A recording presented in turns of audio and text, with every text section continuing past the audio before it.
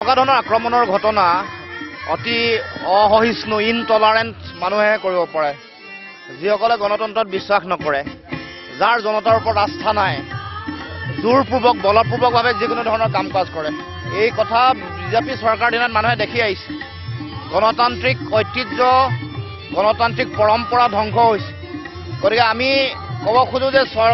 চৰকাৰে যিটো বিগত সময়ছোৱাত বা এই দলটোৱে এনেকুৱা ধৰণৰ যিবোৰ ঘটনা ঘটিলে এনেকুৱা ধৰণৰ যিবোৰ কাম কাজ কৰিলে ইয়াৰ উত্তৰ ৰাইজে 21ৰ নিৰ্বাচনত দিব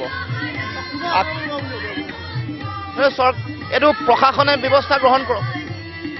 শক্তি অশুভ শক্তিয়ে হয় তেওঁলোকে চোৱা চিতা কৰি কঠোৰ শাস্তিৰ ব্যৱস্থা গ্ৰহণ কৰক এতিয়া যিহেতু কোড অফ কণ্ডাক্ট লাগিলে ইলেকশ্যন কমিশ্যনৰ সম্পূৰ্ণ তেওঁলোকৰ অধিকাৰ আছে তেওঁলোকে এনেকুৱা ধৰণৰ দুষ্কৃতিকাৰী যিসকলে এনেকুৱা ধৰণৰ কাম কাজ কৰিছে তেওঁলোকৰ বিৰুদ্ধে কঠোৰ ব্যৱস্থা গ্ৰহণ কৰিবৰ কাৰণে আহ্বান জনাইছোঁ ফ্ৰী এণ্ড ফেয়াৰ ইলেকশ্যনৰ কাৰণে ইলেকশ্যন কমিশ্যনে সকলো প্ৰকাৰ ব্যৱস্থা গ্ৰহণ কৰক আৰু এনেকুৱা ধৰণৰ ঘটনা এনেকুৱা কাম কাজ নিয়ন্ত্ৰণ কৰিবৰ কাৰণে ইলেকশ্যন কমিশ্যনৰ তৰফৰ পৰা বিশেষ ব্যৱস্থা গ্ৰহণ কৰিবৰ কাৰণে আমি দাবী জনাইছোঁ